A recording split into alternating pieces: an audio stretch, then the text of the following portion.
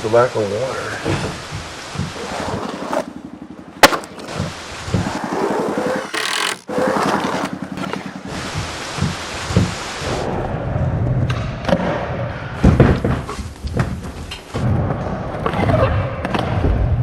What do I do? Like, I guess I define myself as, depends on who's asking.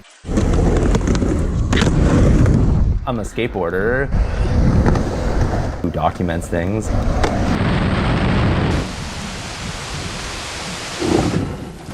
And who makes things and tries to put out the good stuff into the world and stuff like that. I don't know. That kind of probably sounds pretty cheesy and lame, but that's sort of what I'm trying to do.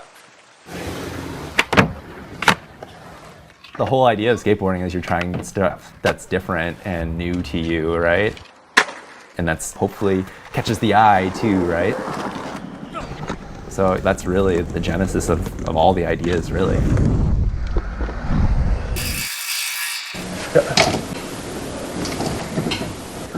Woodworking and stuff. That's just me trying, my iterative process of like trying new tricks. And this is, you know, if you can say it, quote unquote, it's like a skate trick, but in sort of like a different way, obviously a different, bigger kind of way, right? Coffee table with some Dutchman or butterflies made out of skateboards. Oh, I mean, it's all about like, has this ever been done before? And will this like kind of in theory blow my mind? And if it will, then like let's just try it, you know? Well, let's A, make sure it's something pretty cool that we're building, and then B, let's see if it'll blow up in my face or not, or if we're gonna have massive success or massive failure here, right? It'll be just super fun to try out, right?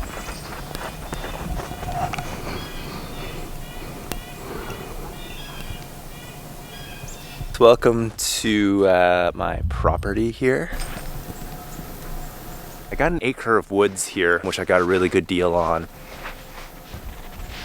So you got my barrel, which is my bathroom. And then you have the A-frame here, which I built almost 2 years ago now. It's probably the silliest thing to build sometimes. Like, in terms of like functionality, you can't even stand up tall sometimes, right? Like, or, you know, and certainly you're losing so much square footage in terms of your vertical and stuff, right? So, you know, I'll get those kind of comments from folks all the time being like, why the hell would you build that? That's such a waste of space. But then it's just like, why not? It's such like a whimsical thing to make. I just figured, you know, why not go for something that I want to build versus like, oh yeah, I could listen to everyone and build like a square structure or something like that. But that's no fun. It doesn't look cool at all. And that's kind of why I did the barrel too. I was just like, this is just going to be a jokes place with a whole bunch of jokes structures on it, and we'll just have fun with all this, right? The barrel, most folks would probably think it's a sauna, but it's actually just my compostable toilet in there and a few supplies. So, not much going on in there. We kind of did this front on it, which is kind of interesting. All these branch ends and stuff just cut up, and then we PL glued it to the front just to kind of have it seem whimsical, which is what we're trying to do on this property. The slope of the A-frame is fairly significant. Doesn't really take on any snow at all. Today we're looking at a brisk minus 10 degrees Celsius. We've got the wood stove kicking inside, and we can take a look at how warm it is in there. It's just a 10 by 10, so literally the tour will be like 2 seconds here. But here it is. Got a climbing wall, tongue and groove all over. Of course, fun little one here is the wood stove for when you're trying to keep warm on these minus 20 degrees Celsius nights. We actually have these rings here, which in the early days I actually just strung up a hammock from the ring to ring and could sleep in a hammock, which was really nice. I've since switched over to a futon, which I have down in the sleeping position right now. I just woke up. And the climbing wall is the interesting one. With the slope and the pitch of this place, I was just like, we got to do a climbing wall. That'd be awesome, right? I get a little bit of hate on it on the internet for it sometimes, but I mean, it's my place, so who cares, right? So these holds here are out of recycled skateboards, which I made. We have 1, 2, 3, 4, 7 different routes. The easiest route is the black route here. We have grades from V0 all the way up to V7. I pretty much just do the V0 and V1. It's just a super fun way to get up top there. And then the other side of it things was the loft. But yeah, this makes for a super fun spot to get to for when you're climbing. And a super cozy little nook up here.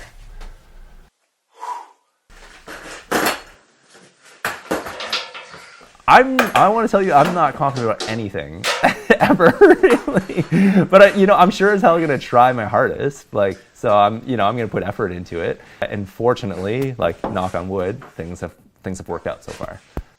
I tried a couple things, like actually a Murphy bed back in the day, which worked fully. It was like a swinging Murphy bed that came off the side, which would give you more platform, so you could sleep up here in theory. But the thing I found was with the wood stove, warm air rises. So the big challenge there was that it would be 15, 20 down here, but it would be easily 30 to 35 up there, which makes it a full-on sauna. So I think that idea of making it another sleeping area was a bit ambitious for such a small space. And speaking of things that didn't work out, another thing was I had actually a rope ladder.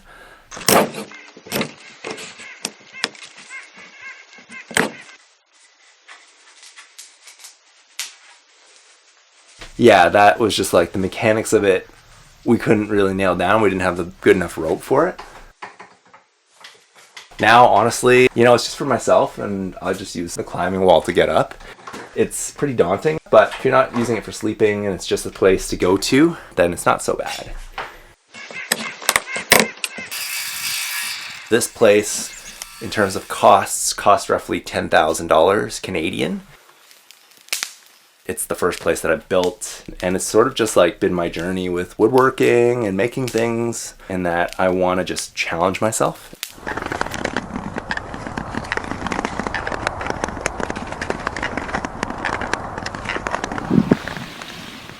Life in Canada is very much, it's changed these days, but it's very much so, you're hockey and that's kind of the main thing, right?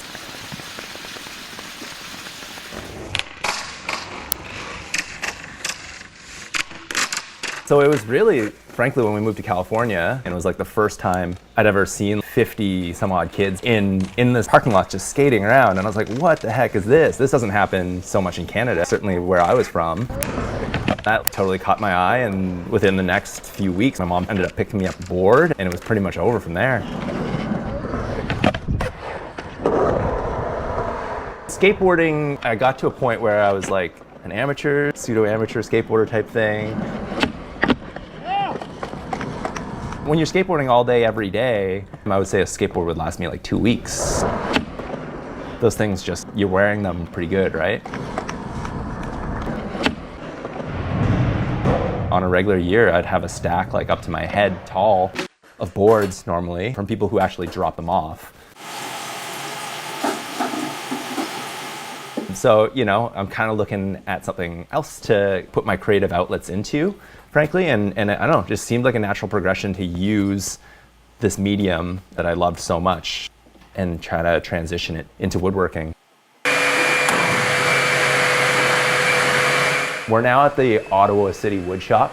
I pretty much spend most of my evenings, most of my weeknights here cranking out on stuff. You'll notice a lot of your more classic hardwoods, and then we come to the stuff that I use, which is, good old skateboards and stuff. You'll have your noses and tails, all sorts of breakages in all sorts of ways, and you'll have your full decks, which you'll be able to use in interesting ways. It's certainly a pain to use. You need to process it a lot more. I mean, in theory, it's a free piece of material. However, you're taking a board in, you have to apply the heat gun to it to then take off the grip tape, which you're peeling back with your fingers, and just like, every board, the whole board, you get the grip tape off of there, and it often leaves a residue. Then you're using the grinder to grind that all off. I usually then sand both the top and bottom to make sure there's even enough wood for everything to bond to, and then you have your materials. So it's probably 10 to 20 minutes of prep for every board. I can't just go pick up like regular ready to use skateboards off a shelf or anything like that, which is kind of the interesting part, Once you actually process the boards, you're able to get these just incredible colors from the plies and stuff, which, they're all dyed plies that went into the skateboard. They would basically go to the landfill should you not use them. So I just figured, why not give it a shot, right?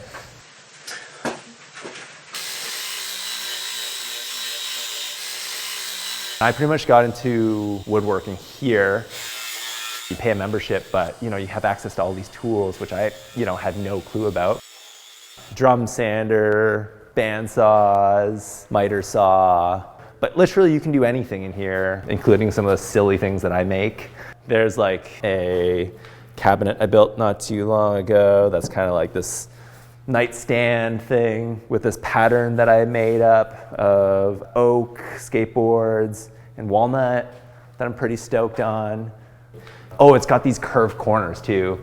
Pretty neat. I kerf bent the plywood to make it and stuff.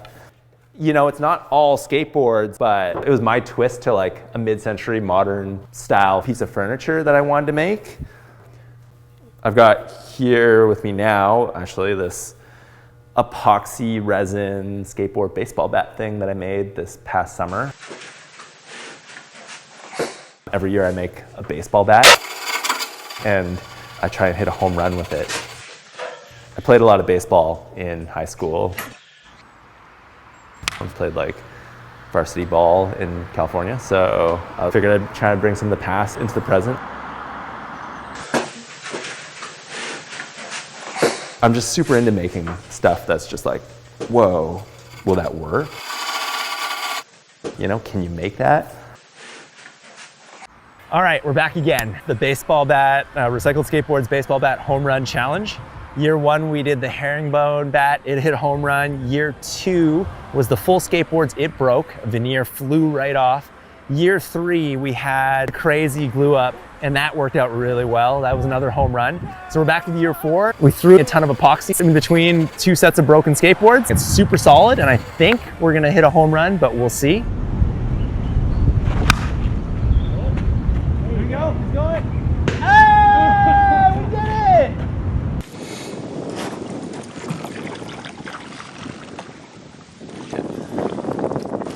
I canoe a lot. It's something I pretty much do at least once a week in the summertime. And I've also made my own canoe as well.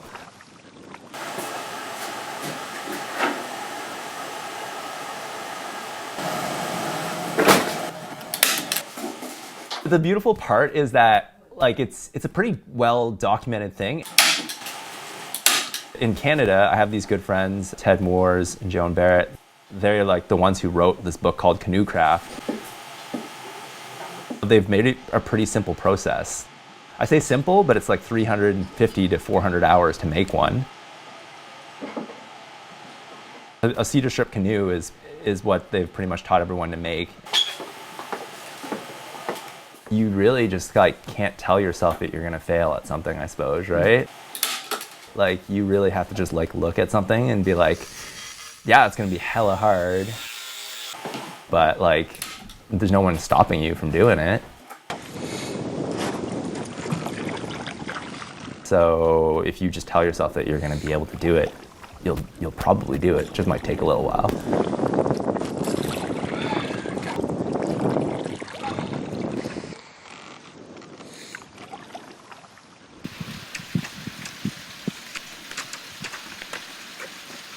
Skateboarding, I got to a point where I kind of had a couple sponsors and stuff, and the industry was really based on how many photos you would have in a magazine or how many video parts you could turn out.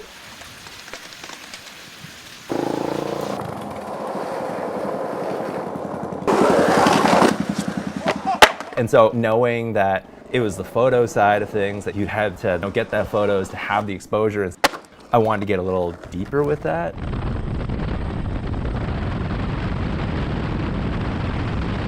So my day gig is as the multimedia officer for the Coast Guard. My job is, there are times where it's like, there's a small percentage, but there is a percentage of my job where it's like, we're like Tom Cruise out there, Mission Impossible styles, where I'm bombing away on a helicopter, or I'm, I got the front seat on some sort of crazy mission, right? That's unheard of.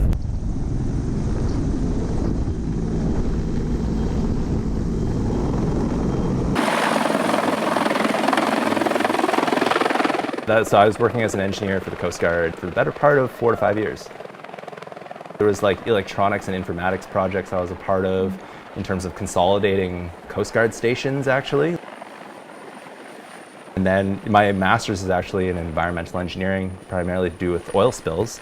And so I was actually working in our environmental response section of engineering for a little while.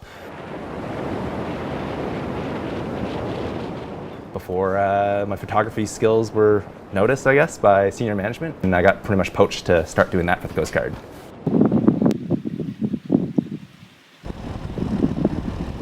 So it was really a motorcycle video, specifically, actually, a motorcycle trip across Newfoundland that I think the commissioner at the time saw, because he keeps referencing it and stuff. Like, he was a great dude, and he was just like, yo, I want you to do this for the Coast Guard.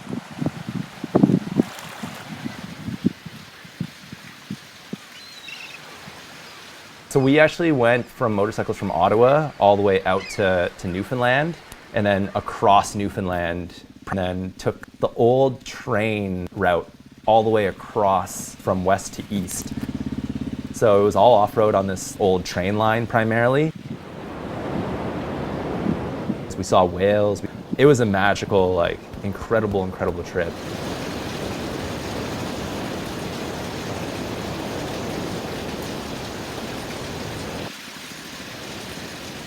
So we got really into motorcycling and documenting motorcycling like we would skateboarding, actually, which hadn't really been done fully. Like, these days you have a ton of stuff on YouTube, but it's really everything, honestly, is spurs from like skateboard culture and skateboarding, frankly. And so that's kind of how that all started, and it's been a wicked ride for sure.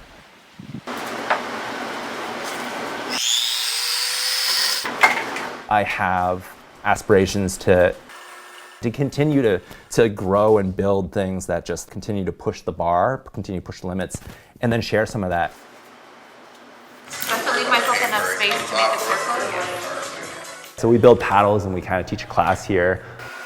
That's really been a super big passion of mine, actually, to like have folks come in and have them build this thing that I basically just like completely made up in my head, It's nice to put stuff on the internet and have like whatever internet likes and stuff like that. But it's quite another when you're seeing somebody successfully build a paddle like in real time and just seeing the smile on their faces after that. There we go! I don't think it's coordinated at all, but it's okay. I really think sharing experiences is something pretty incredible and something that, humans need to be doing more even.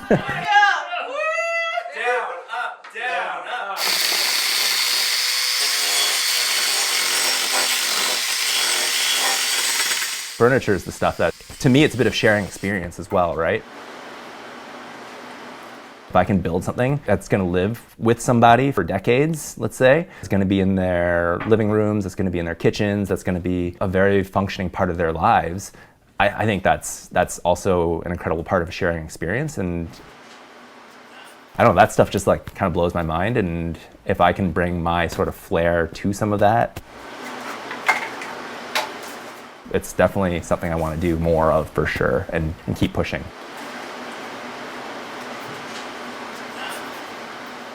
It's filming. Recording? Okay. Who's Wait, wait. I think. Wish. There you go. Yay! Looking at me? Big old smile. Hell yeah.